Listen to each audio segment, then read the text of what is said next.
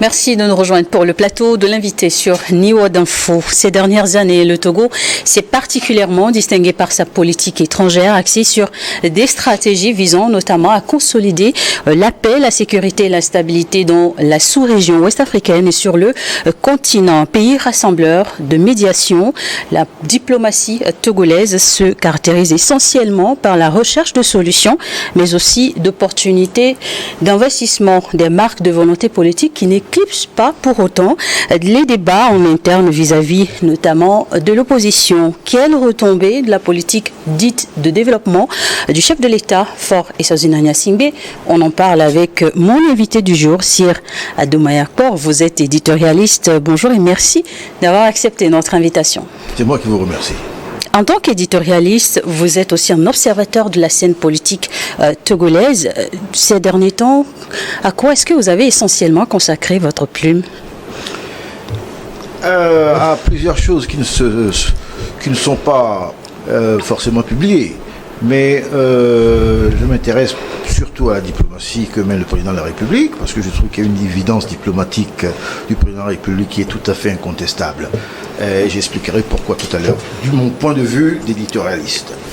Et puis, il se passe quelque chose dans la vie politique togolaise. J'ai l'impression, je sens qu'il y a une sorte d'ébullition de certains partis ou de certaines personnalités politiques qui veulent donner une autre tonalité à la vie politique habituelle du pays.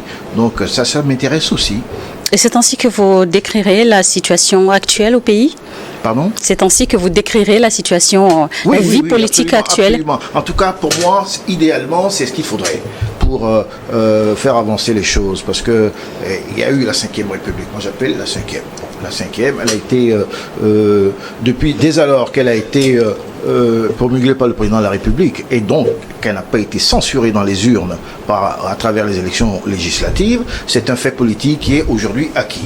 Par conséquent, il faut être pragmatique, l'accepter et passer à autre chose au sein de la 5e République. Donc ça aussi, c'est un sujet qui m'intéresse beaucoup. Le 20 août dernier, le Togo a annoncé la composition de son gouvernement de transition chargé de conduire le pays justement vers la 5e République et dirigé par la première ministre Victoire Toméga Dogbe. Un nouveau gouvernement attendu pendant près de 4 mois depuis les législatives du mois d'avril. Sommes-nous arriver aujourd'hui à une croisée de chemin nécessitant la reconstruction, la construction sinon d'un nouveau cadre politique? Je pense que la société togolaise est une société qu'il faut apaiser de fond en comble. Parce que, vu les événements qui se sont passés, et toujours cette inclination à vouloir aller au combat. C'est plus le combat des idées seulement, c'est l'affrontement, n'est-ce pas? Et il fallait arriver à corriger l'instinct de ce tir-là. Et je pense que la 5e République est une occasion idéale pour que tout le monde soit au plus près, au plus proche de la République. Parce que les décisions sont prises en bas, en amont, n'est-ce pas, et non plus en aval, et qu'à partir de là, les choses doivent être beaucoup plus simples pour les gens, pour comprendre pourquoi on prend une certaine forme de politique économique et sociale et culturelle à leur endroit. C'est pour leur intérêt que cela se fait. C'est pas pour, comme je l'ai entendu ça et là, pour que le président de la République soit éternellement au pouvoir. Ça n'a rien à voir. En tant qu'observateur donc de la vie politique au Togo, vous y voyez-vous une opportunité en la 5e République? Oui, bien sûr. Pas une avis tout à fait partagé par tout le monde et au sein de la classe politique togolaise. Les débats se poursuivent. Est-ce qu'aujourd'hui, cette machine peut encore rebrousser chemin ou pas? Non, moi je pense que on peut être d'accord ou ne pas être d'accord. À partir du moment où la 5e est aujourd'hui un fait politique acquis, quelles que puissent être les contestations des uns et des autres, il faut aller de l'avant. Moi, c'est ce que je pense. Je pense qu'il faut aller de l'avant. Est-ce que, au moment où le monde bouge, au moment où d'autres pays essayent d'avancer en dépit des difficultés, est-ce que nous, dans notre pays, nous allons nous scléroser autour de la Ve République parce que la procédure n'avait pas été une procédure que d'autres auraient souhaité beaucoup plus, je dirais, une procédure plus élargie, plus consensuelle. Mais on ne peut pas satisfaire tout le monde. Quand la nécessité oblige quelque chose, on prend la décision, on y va. Maintenant, il faut penser à l'intérêt général. Je sais ce que je pense, et c'est ce que je ne suis pas le seul à penser d'ailleurs. Beaucoup pensent la même chose, parce qu'on ne va pas perdre le temps. Il faut aller de l'avant, c'est tout. La pratique politique dans le multilatéralisme signifie-t-elle forcément tirer les draps de son côté ? Non, c'est pas du tout, je ne pense pas. Moi, je vois la politique comme étant quelque chose qui doit rassembler les gens, pas se tirer forcément la couverture à soi. C'est rassembler les gens, parce que c'est quoi la politique ? C'est vous, c'est moi, c'est votre intérêt, c'est le mien, c'est ceux des autres. Et tout ça conduit par une personne qui doit aller dans un sens commun. C'est une communauté d'intérêts. Et par conséquent, il faut toujours la conduire au plus près du consensus. On ne peut pas conduire un pays contre une partie des populations du pays. Il faut que ce soit le plus consensuel possible pour rassembler le plus de monde autour de l'idée de la République. Je pense que c'est ce qu'il faut faire. C'est ce qu'on voit d'ailleurs ailleurs. Quand on a dit que le président de la République avait mis 3 mois pour composer un gouvernement, je vois qu'en France, ils ne sont toujours pas arrivés. Ça fait 2 mois que Macron a cherché à nommer un Premier ministre. Il a nommé Barnier, que je connais bien, et qui est un gaulliste, mais pas un gaulliste violent. C'est pas un homme politique de tendance violente, comme le sont certains. Il est gaulliste, il est de droite. De la droite, pas mou. Bon, mais il essaye de composer autour de lui un gouvernement de responsabilité républicaine. C'est ça le mot de responsabilité républicaine. Et je pense que c'est ce que nous aussi, nous sommes en train de faire. Vous prenez donc cette approche de consensus, mais la réalité en est tout autre. On voit beaucoup plus de divisions. Mais justement, qu'est-ce qui divise tant les partis politiques aujourd'hui, et surtout en Afrique? Ce qui divise les gens, je vais vous dire ce que je pense. Bon, oubliez un instant que je suis à la télévision. C'est l'inqualité des hommes. Vous avez des gens qui sont venus à la politique pour d'autres intérêts. Ils ne sont pas venus à la politique pour construire un pays. Vous avez des gens comme ça qui viennent en politique pour autre chose. Quand on vient en politique pour construire le pays, qu'on soit au pouvoir ou qu'on n'y soit pas, dans l'exercice du pouvoir, on a une posture beaucoup plus ouverte, beaucoup plus souple. Parce qu'on pense à quoi ? À l'avenir du pays, à la situation de cette dame qui n'a pas d'argent, de l'autre qui n'a... Vous comprenez ? À l'intérêt général. Or, quoi qu'on propose, si vous avez, une autre idée derrière la tête, c'est-à-dire c'est d'arriver absolument au pouvoir, vous n'allez jamais dire que ce qu'il fait est bon. Vous allez tout le temps dire que ce que propose mon adversaire est mauvais. Alors, il faut que nous dépassions cela. C'est ça qui pose un problème capital à ce problème récurrent en Afrique. Bon, maintenant, je pense qu'il y a beaucoup de pays qui essaient d'avancer dans un sens tout à fait historique. Est-ce qu'il faudrait peut-être redéfinir l'opposition en Afrique ? Je pense. Et pas que dans l'opposition. Il y a aussi des pays au sein desquels les gouvernements doivent faire des efforts, n'est-ce pas ? Parce qu'on ne peut pas non plus accabler que l'opposition. Il y a des gouvernements dans des pays africains qui doivent aussi prendre sur eux et s'ouvrir un peu plus vers l'opposition. Parce qu'on ne peut pas se dire, bon voilà, nous sommes au pouvoir, c'est forcément aux autres de faire des efforts, de faire un pas vers nous. C'est aussi à ceux qui sont au pouvoir de faire un pas vers ceux qui ne sont pas au pouvoir, pour que l'objet commun, qui est le pays commun, soit tout à fait à la hauteur des engagements de chacun. Un cadre permanent de concertation CPC est mis en place depuis plusieurs années déjà. Au Togo, ce forum où les acteurs politiques se réunissent pour discuter et faire des propositions concrètes sur des questions importantes pour la vie politique du pays, preuve que c'est le dialogue, que c'est par le dialogue en tout cas qu'on peut régler des divergences. Mais c'est une machine qui marche. Je pense que ça marche assez bien. Ça marche bien parce que moi j'ai souvenir en tant qu'observateur que il y a quelques mois il était question d'une préoccupation de l'opposition, des membres de cet instrument politique-là, qui faisait des requêtes qui avaient été tout à fait acceptées par le président de la République. Hein? Non, c'est un instrument politique qui marche très bien, le dialogue qui marche très bien. Je pense qu'il faut le conserver, voire le renforcer, avec l'arrivée d'autres membres éminents de la nouvelle opposition. Moi, je pense à la nouvelle opposition, je pense pas aux réfractaires, on ne pense pas à ceux qui ne veulent pas que les choses avancent. Hein, parce que c'est pas un métier que d'être dans l'opposition. Vous savez, c'est un fait politique donné. Donc on ne peut pas passer sa vie dans l'opposition parce qu'on y est pour contester les choses. On passe de l'opposition vers un statut de gestionnaire collaboratif des choses. Je pense que c'est ça qu'il faut désormais envisager dans ce pays pour ceux qui se placent dans cette sphère de la vie politique togolaise. Et s'il faut faire peut-être mieux pour une nouvelle approche, en tout cas sur la scène politique, est-ce qu'il faudrait peut-être s'inspirer d'autres modèles tels que celui très souvent utilisé dans le milieu religieux, l'œcuménisme politique tel que proposé par Jonas Siliadin du MPDD dans son ouvrage. Je suis certaine que vous avez lu ça quelque part. Ça ne m'a pas échappé. Je l'ai lu avec grand intérêt. Je trouve que monsieur Jonas Siliadin a été tout à fait inspiré de sa tribune. Il y a des gens qui pensent que cela risque de gommer les aspérités, l'identité politique de telle ou telle personne. Non, je ne pense pas. Je pense qu'il faut effectivement avoir à l'idée d'aller dans ce sens, parce que ça n'est pas parce que je suis pour qu'il y ait un groupe de personnes, de partis politiques capable et possible, c'est-à-dire si le gouvernement prend une décision. En fait, les choses sont simples. Il faut simplifier les choses.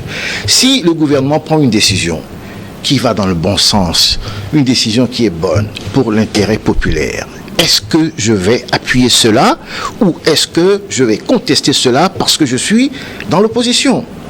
Il faut un esprit de responsabilité.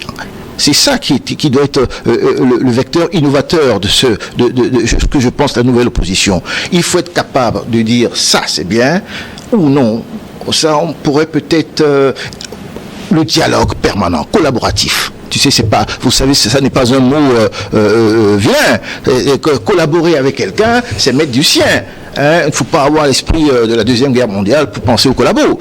C'est pas du tout ça. C'est apporter sa pierre à l'édifice. Donc moi, je suis tout à fait d'accord avec ce qu'a écrit monsieur Siliadin. Et bon, évidemment, je l'ai suivi chez vous aussi.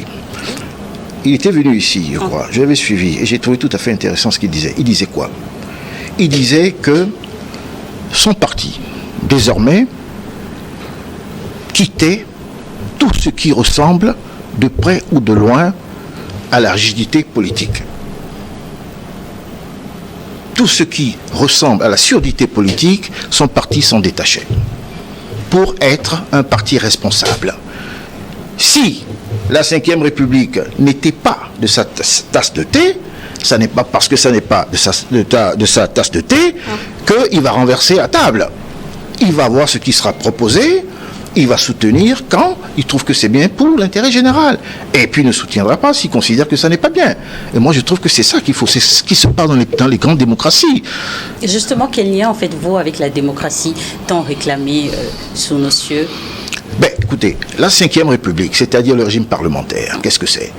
D'après ce qu'on nous a expliqué, et d'après ce que moi j'en sais, c'est une coalition de partis qui sont au pouvoir normalement et qui trouvent des arrangements pour pouvoir gouverner le pays. C'est-à-dire que sur des sujets importants, ce qu'on appelle, Edgar Faure appelait la majorité d'idées.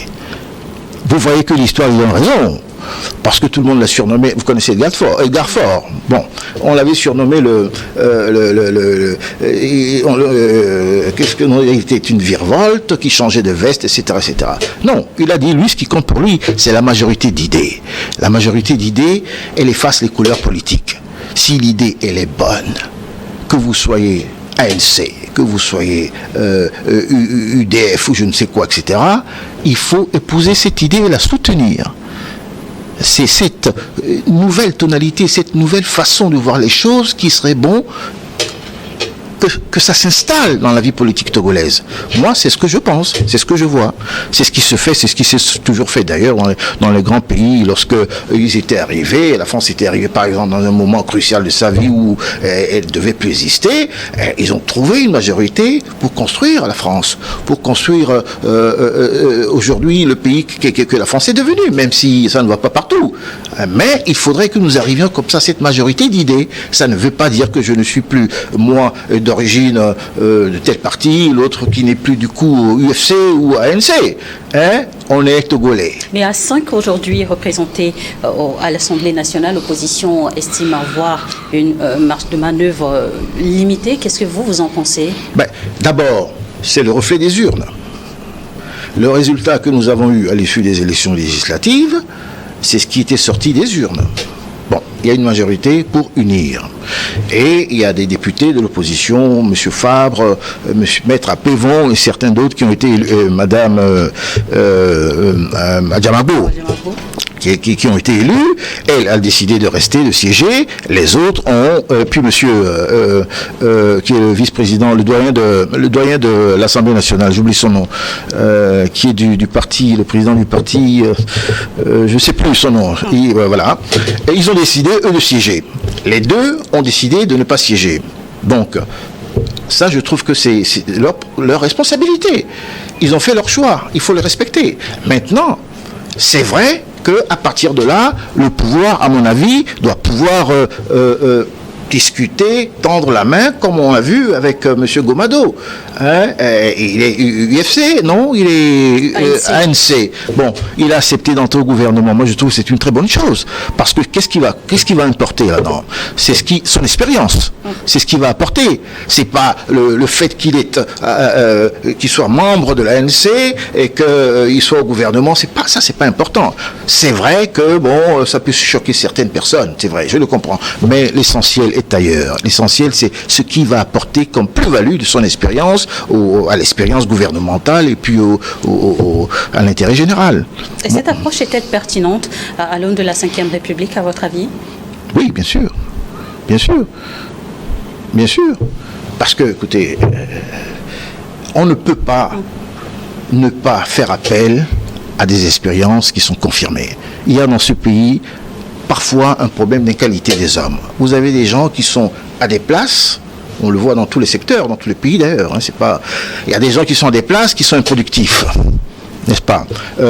Et puis bon, c'est pas parce qu'eux ils sont proches du pouvoir qu'il faut les garder. Il y a des gens qui ont beaucoup de talent qui sont dans un autre parti. Donc on peut légitimement leur faire appel pour mener à bien la construction et le développement du pays. Moi, ça ne me choque pas du tout. Ça ne me choque pas du tout. Si M. Fabre, demain, acceptait d'entrer au gouvernement, moi, je ne serais pas choqué. Ah ben, c'est un défi pour l'histoire. Et le communisme politique, dans ce contexte actuel, même s'il porte en tant qu'approche des gènes positifs de dialogue, de rassemblement, n'est-ce pas aussi assimilable au défaitisme ou à la résignation au niveau de l'opposition? D'abord, le problème qui se pose à l'opposition, c'est que nous n'avons pas une opposition sincèrement unie. Il n'y a pas grand-chose ils n'ont pas de dénominateur commun sur le plan des idées, etc. Vous savez, donc de la philosophie politique, on ne sait pas qui est qui, on ne sait pas qui fait quoi, qui veut quoi, etc. Bon, très bien. Alors, tout le monde veut arriver au pouvoir. Ça, on sait que ça les lie. Tout le monde veut arriver au pouvoir. Mais comment arriver au pouvoir? Arriver au pouvoir pour faire quoi au pouvoir? Et pour cela, il faut avoir une idée précise de la qualité et de la profondeur de l'engagement de chacun. Prenez le cas du président de la République qui a un engagement certain. Si vous pensez que les gens qui vont travailler avec lui n'ont pas la même qualité, la même profondeur, la même hauteur d'engagement que lui, ça ne peut pas marcher. Il faut être au minimum assez haut dans la qualité de l'engagement pour que ça marche. Donc, vous trouvez des gens comme ça aussi bien dans l'opposition, au centre qu'à droite. Ben, c'est comme ça que ça se construit un pays. La politique... Regardez les Allemands. On va vous parler de le régime parlementaire allemand est différent. Mais très bien, mais c'est l'idée. C'est l'idée. Vous prenez en France, quand Giscard d'Estaing avait écrit 2 Français sur 3, qu'est-ce qu'il voulait dire par là? C'est-à-dire qu'on ne peut pas gouverner un pays, un clan contre un autre. On ne peut pas gagner une élection dans un pays, un clan contre un autre. Ça se gagne toujours au centre. Ça se gagne toujours dans un rassemblement global. Parlons de politique extérieure au regard de sa politique d'ouverture en interne et de sa diplomatie multilatéralisme et pragmatique de l'extérieur. Faure Gnassingbé n'est-il pas peut-être aussi le père de l'œcuménisme politique dont on parle? Écoutez, je vais encore me faire attaquer, mais j'ai parlé d'une évidence diplomatique du président de la République. Il faut être aveugle ou de mauvaise foi pour ne pas reconnaître cela. Aujourd'hui, notre Togo, notre pays, est vu d'une manière assez intéressante. Je mesure mes mots, assez positive par d'autres pays. Quand il y a le feu ailleurs, on se retourne vers le président de la République pour qu'il vienne l'éteindre. C'est une façon imagée de parler. Pourquoi? Parce qu'il a une autre idée de la fraternité entre les peuples. Et que dans le monde, cette fraternité se traduise par une chose, la paix et la justice sociale. C'est ce qui détermine son idée diplomatique globale. Je pense que c'est ça, parce que moi j'ai étudié, j'ai lu ses discours, et encore il y a 2 jours, il y avait le patron du bureau de l'ONU qui a été reçu en audience, qui n'a eu de cesse de le complimenter sur sa politique étrangère, parce que regardez, s'il n'avait pas été là, je ne sais pas ce que seront devenus nos frères du Sahel, où il y avait des sanctions tout à fait inhumaines contre les peuples du Sahel. Donc, la position du Togo avait été tout à fait déterminante pour faire infléchir les choses et les faire aller dans un sens beaucoup plus humain. Donc on lui doit cela, et les Togolais doivent savoir une chose. Je pense que ce soit ici ou en France, le peuple, les gens n'ont pas tout à fait cette conscience de ce qu'est la diplomatie. Ils se disent, ce sont des affaires internationales, ce sont des affaires extérieures, étrangères. Bon, qu'est-ce qu'on met là-dedans? Il faut qu'ils comprennent une chose. Le monde aujourd'hui est un monde global ou globalisé. S'il pleut chez l'un, vous aurez les conséquences de cette pluie chez vous. S'il fait beau chez vous, ils auront les conséquences de ce beau temps chez eux. En fait, c'est ça le monde aujourd'hui. Et donc, quand vous avez une politique étrangère tout à fait de la qualité de celle du président de la République, qu'est-ce que ça a comme conséquence, comme répercussion? Ça attire les investisseurs, ça attire des gens qui sont curieux de venir investir dans notre pays. Et ça veut dire quoi? Ça veut dire la qualité de vie pour les gens, les populations. Ça veut dire quoi? Vous savez que si les Chinois ont réservé pour le président de la République un accueil tout à fait extraordinaire, c'est parce qu'ils ont compris que dans la région, vous ne pouvez pas le dépasser. Le président Macron le sait aujourd'hui. Il le sait, je sais bien qu'il le sait aujourd'hui, que l'évidence politique, diplomatique togolaise est une nécessité et donc une sorte de passage obligatoire pour essayer de toucher tel ou autre pays dans la sous-région pour régler les problèmes.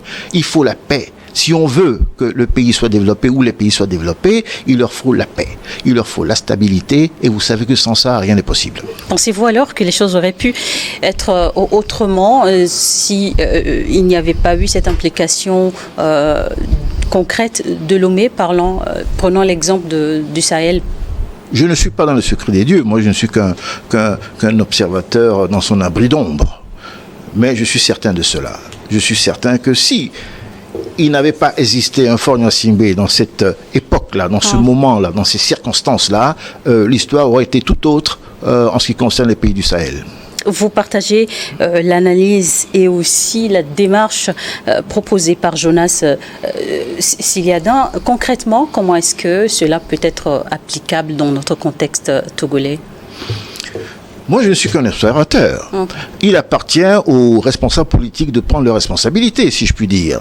Si nous voulons que chacun se sente intéressé par le but commun, si nous voulons que chacun se sente redevable à la République, nous devons intéresser tout le monde On ne doit pas donner le sentiment à certains qui sont définitivement au bord de la route.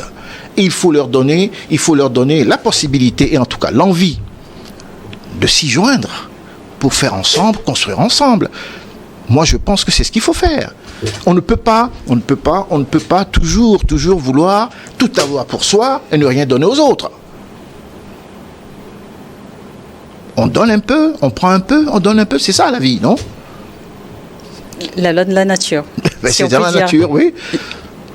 Le Togo avec la Ve République, à votre avis, de vos analyses, est-ce bien parti? Écoutez, jusqu'à preuve du contraire, nous ne sommes pas encore tout à fait entrés dans l'effectivité de la Ve. Le gouvernement de la transition va s'atteler justement à mettre en place les institutions de la Ve République. Voilà, et je pense que ce gouvernement y parviendra de façon tout à fait irréprochable et très bien, sans quoi il ne serait pas là. Je pense que le président de la République a pris le temps de réfléchir aux hommes et aux femmes qui doivent conduire cette transition pour faire installer totalement, consacrer la Ve. Et la question principale donc de ce numéro d'invité d'aujourd'hui, l'œcuménisme politique s'oppose-t-il ou pas à la pratique démocratique? Non, pas du tout. Pas du tout. Parce que l'œcuménisme politique ne veut pas dire l'effacement total de son identité. Si je suis centriste, et que je suis dans un contexte politique où il faut absolument que tout le monde se rassemble pour le bien du pays, je ne vais pas refuser parce que je suis centriste et que l'autre est de droite et que à côté ils sont de gauche. Non, ça n'efface pas l'identité politique de chaque responsable politique ou de chaque citoyen. Au contraire, ça souligne la responsabilité et l'instinct patriotique de chacun d'entre nous. Vous savez, je pense que la Ve interpelle cet instinct patriotique chez chaque citoyen.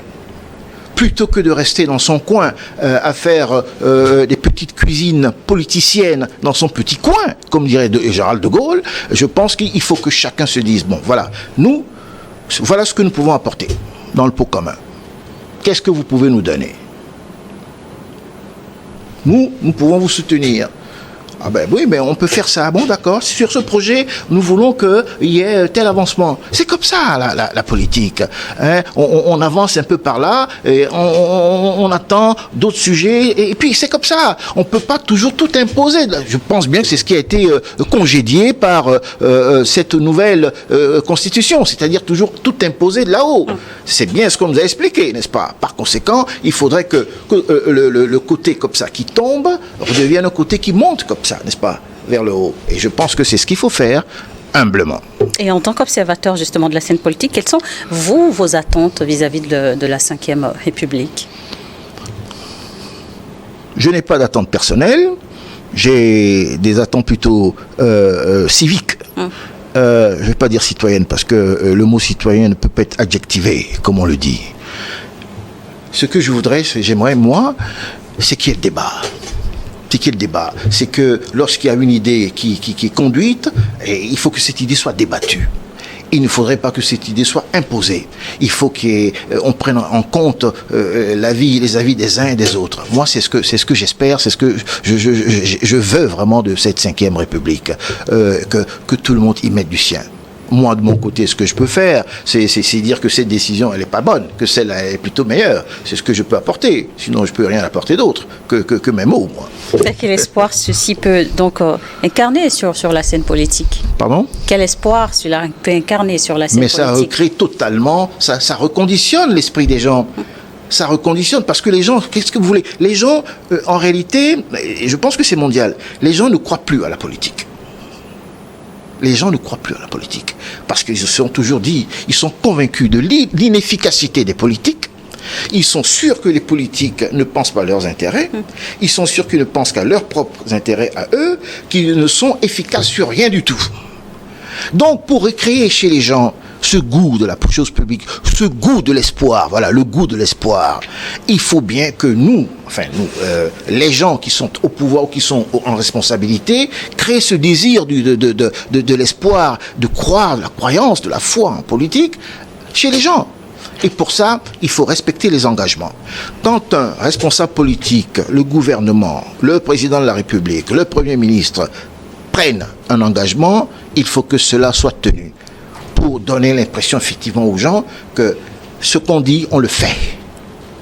Ce qu'on dit, on le fait. Et je pense que c'est comme ça que les gens vont de nouveau avoir confiance. Parce que pour les gens, l'État providentiel, qui n'est plus vraiment le cas, est un regret.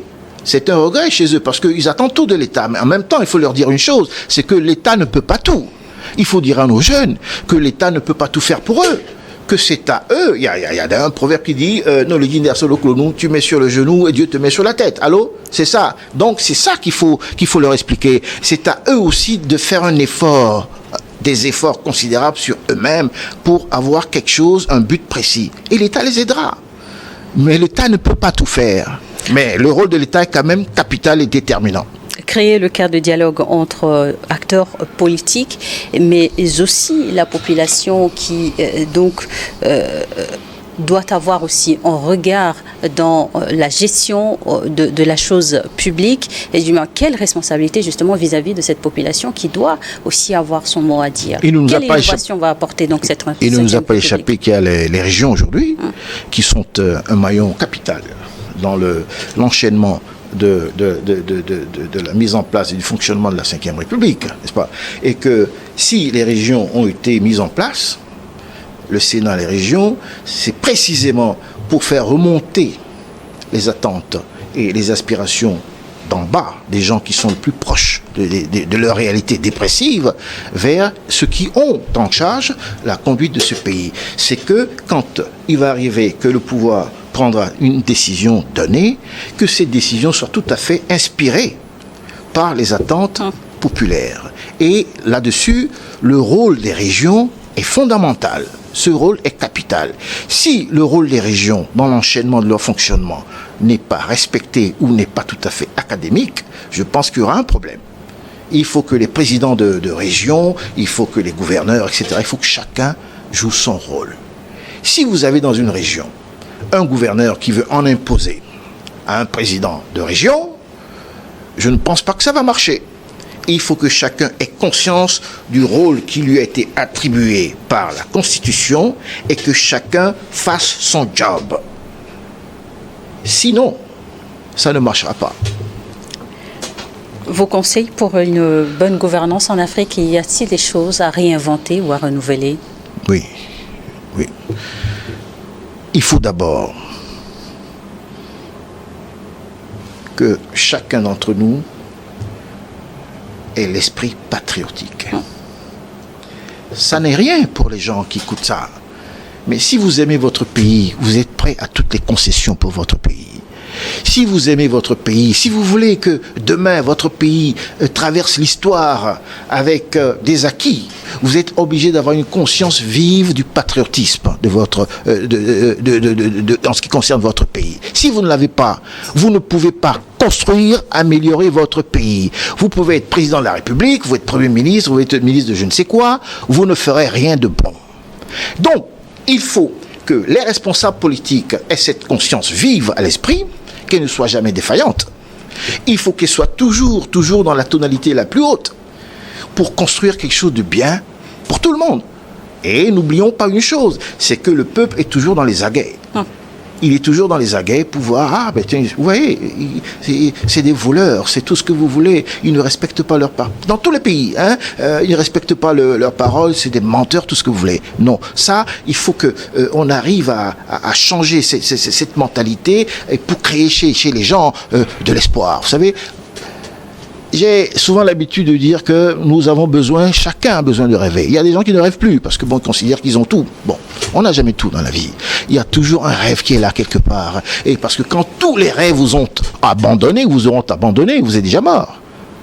Les gens ont besoin, certains rêvent d'avoir une maison, d'autres rêvent d'avoir un poulailler, d'autres rêvent d'avoir leur enfant réussir leur bac. Vous savez, c'est à tous les niveaux. Mais il faut que chacun ait la possibilité de réaliser ses rêves. Se disent, bah, tiens, moi aussi, demain, mon fils peut devenir quelque chose, ma fille peut être quelque chose. Moi, j'ai raté ma vie, mais je reporte tout sur ma fille, sur mon fils. Il faut que le rêve soit, vous savez, générationnel. Il faut qu'il soit transmissible. Voilà, un rêve transmissible. Et pourtant, pour cela, il appartient à chacun d'entre nous de le rendre faisable. C'est tout.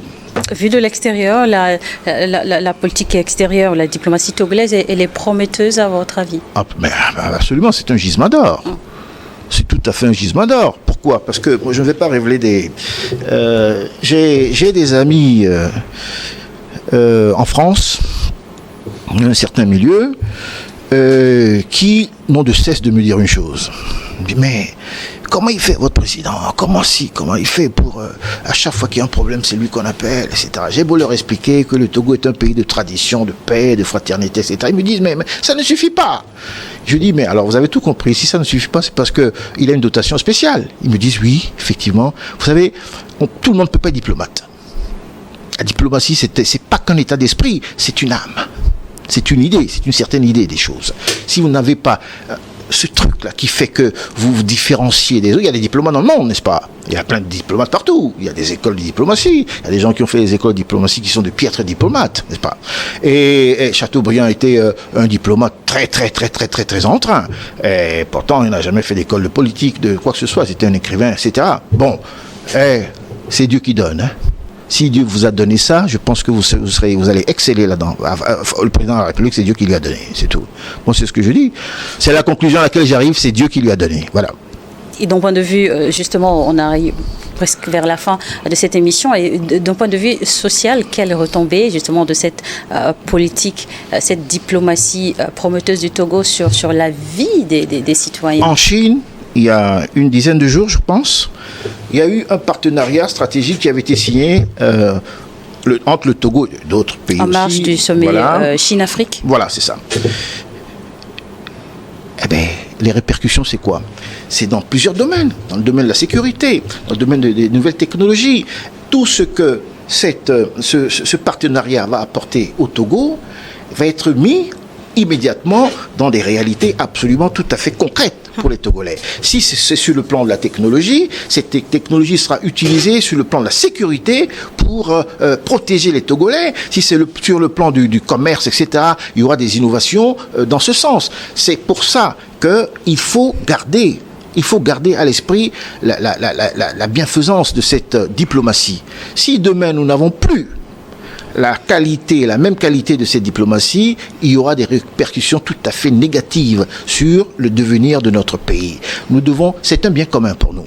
C'est un bien commun que nous devrons, comme la paix, nous devons préserver. Cette diplomatie de haute qualité, nous devons la préserver parce qu'elle aura beaucoup de répercussions positives sur notre vie de tous les jours. Dans les États africains, comment renforcer davantage le sentiment patriotique au niveau surtout égal de la jeunesse? Oui. Je pense savoir qu'il va y avoir un congrès sur le panafricanisme, voilà, en octobre prochain à Lomé. C'est ça.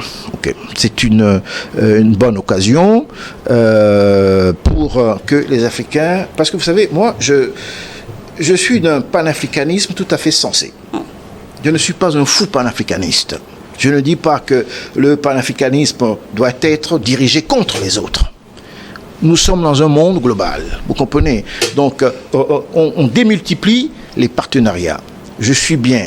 Je peux avoir des relations avec les Russes, je peux avoir des relations avec les Turcs, les Français, mais on ne va pas me dire de ne pas avoir des relations avec les Américains, par exemple. Vous savez, donc le panafricanisme pour moi est une idée de générosité, est une idée d'efficacité pour les Africains. Donc il faut la construire de telle sorte qu'au sein de ce panafricanisme, il n'y ait pas une erreur capitale qui soit commise. C'est-à-dire que le panafricanisme ne doit pas forcément et uniquement être économique. Il doit avant tout être culturel. Ça, c'est un mot que les Africains n'aiment pas entendre. ils savent pas ce que ça veut dire, en réalité. Ils savent pas, beaucoup ne savent pas ce que les implications de la culture. C'est considérable sur le plan économique, sur le plan de la croissance, sur le plan de plein de choses. Et nous devons prendre à bras le corps ce phénomène, ce problème et l'insérer sur le plan régional. Parce que notre histoire nous le demande, l'histoire le commande et on doit s'y assujettir. Sierra de Mayakor, vous êtes éditorialiste. Nous sommes à la fin de cette émission. Un dernier mot? Je dirais ceci, sans l'avoir pensé. Et il est temps pour nous de laisser de côté nos différences, nos divergences, nos aspérités. Je peux penser autrement. Mais une chose doit nous unir, c'est notre pays. On ne peut pas conduire notre pays, vivre notre citoyenneté de Togolais en étant de façon permanente dans l'antagonisme. Il est temps qu'on se retrouve tous autour d'une seule idée, notre pays. Voilà. Merci d'avoir accepté notre invitation dans l'invité du jour. C'est moi qui vous remercie. Merci beaucoup. Merci à vous également de nous avoir suivis. À très bientôt pour un nouveau numéro.